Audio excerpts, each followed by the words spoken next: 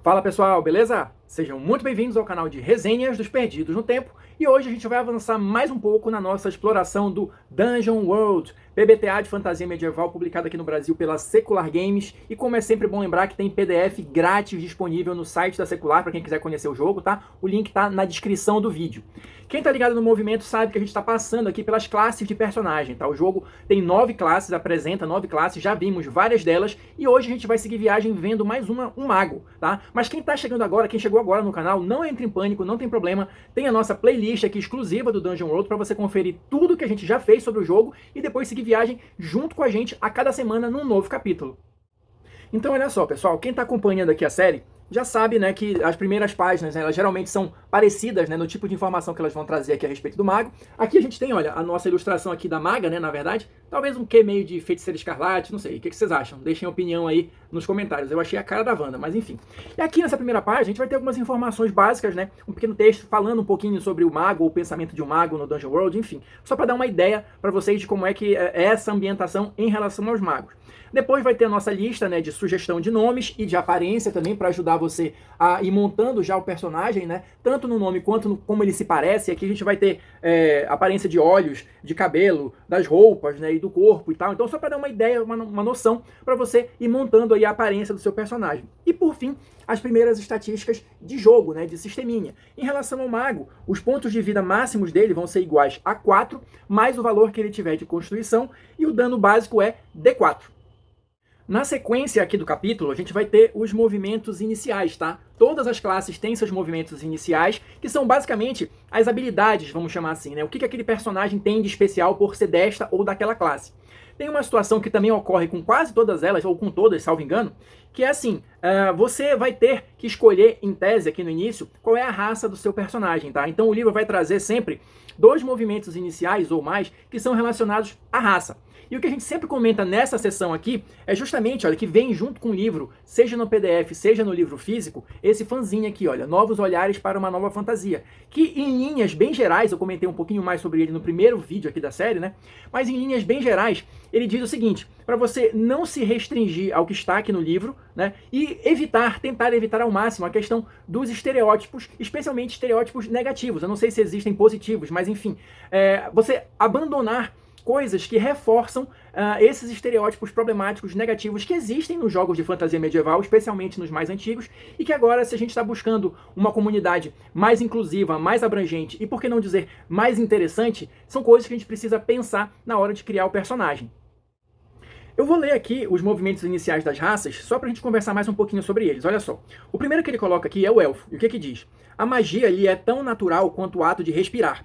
Detectar magia é considerado um truque para você. Tá, mas por que só o elfo em relação a isso? Eu já comentei aqui em outros vídeos, o Dungeon World ele não tem um cenário próprio e ele não traz aqui no livro raças, tá? Então, se você coloca aqui movimentos iniciais e coloca só essas 2 raças, te dá a impressão, ou te induz, ou pode te induzir, que se você for mago, você só pode ser elfo ou humano, que é a outra raça que tem aqui, tá? Mas eu não vejo, particularmente, algo que seja específico de um elfo nesse texto que eu acabei de ler para vocês. Olha só o do humano. Escolha um feitiço de clérigo. Você pode conjurá-lo como se fosse um feitiço de mago. Por quê? Outras raças não podem ter clérigos, por que isso é específico ao humano, entendeu? Então, além daquela questão que eu comentei no início, de você tentar não reforçar estereótipos negativos, muitas das vezes, pelo menos na minha opinião, esses movimentos iniciais aqui vinculados a alguma raça não me trazem nada específico daquela raça. Eles poderiam ser aplicados a qualquer outra sem nenhum prejuízo.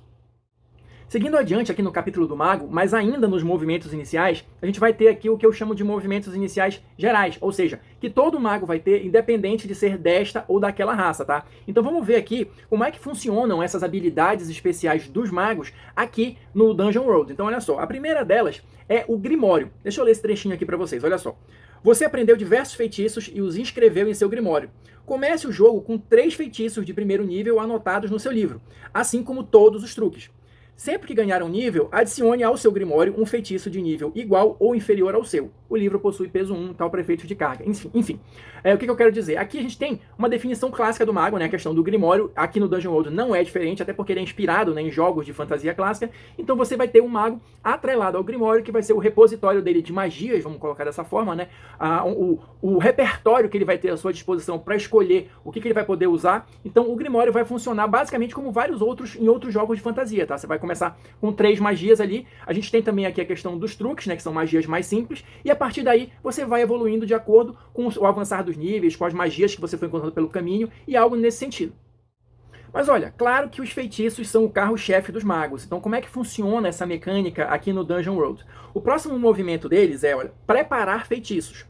Quando passar algum tempo contemplando silenciosamente o seu Grimório, 1 hora aproximadamente, sem interrupções, você pode. Aí tem aqui 3 opções, tá? Ou seja, se o seu mago pega o livro ali, vai para um lugar tranquilo e fica contemplando ele por 1 hora, você vai escolher uma dessas 3 opções.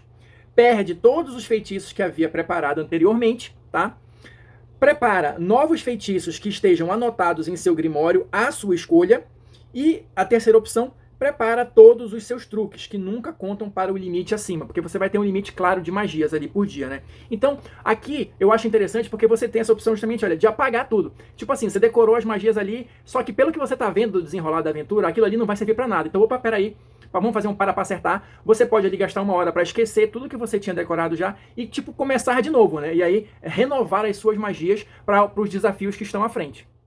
Na sequência, a gente vai ter aqui, olha, o conjurar feitiços, ou seja, como é que eu faço para efetivamente lançar um feitiço aqui no Dungeon World. A gente já comentou aqui no início da série que o sistema usa 2d6, então basicamente você sempre vai jogar 2d6 e somar com o bônus de alguma característica lá que seja apropriada. No caso aqui dos feitiços, olha, segundo o livro coloca aqui, você vai jogar os 2 dados mais o bônus de inteligência. E como é que funciona aqui também de forma padrão? Se você consegue nessa jogada 10 ou mais, é tipo o sucesso crítico, né? O acerto crítico ou alguma coisa nesse sentido. No caso específico da conjuração de feitiços, se você consegue esse resultado nos dados, o que acontece? O feitiço é conjurado com sucesso e não é esquecido. Logo, você poderá conjurá-lo novamente mais tarde. Esse é tipo o mega sucesso, né? Agora, se você tira entre 7 e 9, que é o sucesso parcial, vamos colocar dessa maneira, é o sucesso com uma consequência, você tem, olha, uma lista aqui de possíveis consequências que você vai escolher. Se você joga e tira esse resultado entre 7 e 9, você já sabe que alguma coisa deu errada. Aí é o momento de você olhar aqui na lista e escolher talvez o que seja o menos pior para você naquela situação. O próximo movimento que tem aqui no livro é esse defesa mágica, tá? E esse eu achei bem interessante, pelo menos da maneira como eu entendi, tá? Se você tiver uma opinião diferente, coloca aí que a gente troca essa figurinha. Olha o que ele diz aqui.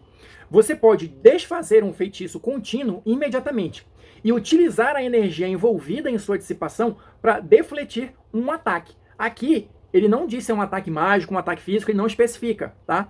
O feitiço é encerrado e você subtrai o nível dele do dano recebido. Então, por exemplo, tá? Não sei se isso é possível de fato, mas vamos lá.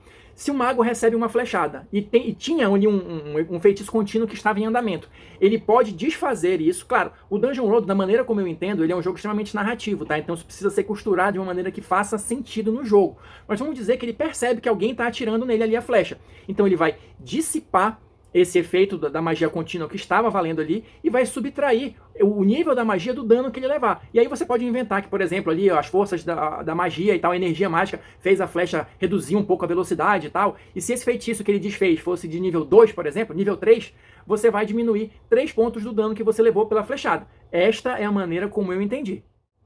E pra gente fechar aqui os movimentos iniciais, que eu acabei falando de todos eles, mas é porque eu de fato achei eles todos interessantes de comentar aqui com vocês, mas para fechar isso a gente vai ter, olha, o ritual. Como é que vai funcionar isso aqui? Quando drenar energia de um local de poder para criar um efeito mágico, diga ao mestre o que você está tentando realizar. Efeitos advindos de rituais são sempre possíveis, mas o mestre lhe dará de 1 a 4 das condições abaixo. Ou seja, toda vez que o seu personagem estiver num local de poder, ele pode extrair a energia mágica deste local para criar um efeito qualquer, tá? Mas aí, isso vai ser traduzido em termos de jogo como um ritual. Então, mestre, olha, tem uma lista aqui de condições que o seu personagem vai precisar preencher para que esse ritual se realize. Avançando aqui no capítulo, a gente vai ter aquela parte padrão também, né? Do alinhamento para você escolher, né? Se o seu personagem, se o seu mago vai ser bom, neutro ou mal, o equipamento inicial dele aqui e os vínculos, tá? Que a gente já comentou aqui também na série, são as relações que você tem com outros personagens do grupo, né? E isso vão ter efeitos tanto narrativos quanto mecânicos, tá? Mas a gente já teve um vídeo falando especificamente sobre os vínculos, beleza? Avançando, para a gente encerrar aqui o capítulo, a gente tem mais duas listas aqui de movimentos, tá? Os chamados movimentos avançados. Como é que vai funcionar isso aqui também, só para a gente relembrar.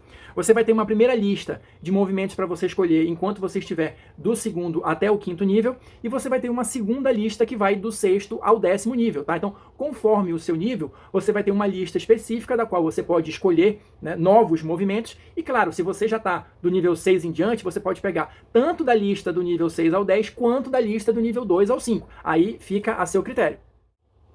Dessa lista de movimentos avançados, tá? Eu vou selecionar só 2 para a gente comentar aqui, mas assim, tenham em mente que várias coisas que a gente está acostumado a ver em outros jogos de fantasia têm a sua contraparte aqui. Por exemplo, para o mago poder lançar mais magias, para ele aprender magias mais rapidamente, para ele potenciar as magias dele, potencializar as magias dele, né? Para ele ter magias de proteção, tudo isso está abarcado aqui, tá? Eu vou pegar os que eu achei mais interessantes para a gente comentar aqui.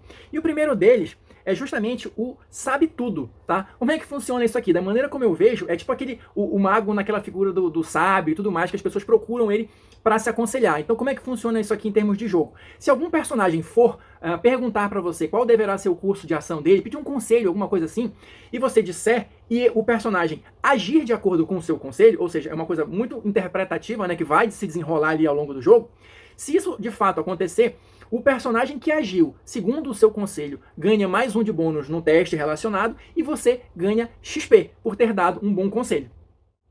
Um outro que eu achei interessante aqui, olha, é justamente esse aqui, Alma de Encantador. Ele tem um pré-requisito aqui que é o movimento Encantador. Esse movimento que é pré-requisito, ele basicamente vai dar a habilidade do mago de identificar um item mágico, né? O que ele faz? Mas a Alma de Encantador, ela vai além. Você consegue, se você tiver um tempo ali num local seguro, sossegado, para estudar aquele objeto, você consegue fazer com que da próxima vez que ele seja utilizado, o efeito dele seja amplificado. Ou seja, você consegue, pelo menos num uso subsequente, né, ampliar o poder de um objeto mágico. E para fechar aqui as informações sobre o mago, a gente vai ter, claro, a lista de magias dele, tá? Começando aqui com os truques. Os truques são aquelas magias mais simples, são só 3 truques. Eles não vão contar para o seu limite de magias por dia, e toda vez que você prepara um feitiço, você já tem automaticamente ali, já vem no pacote os truques, beleza?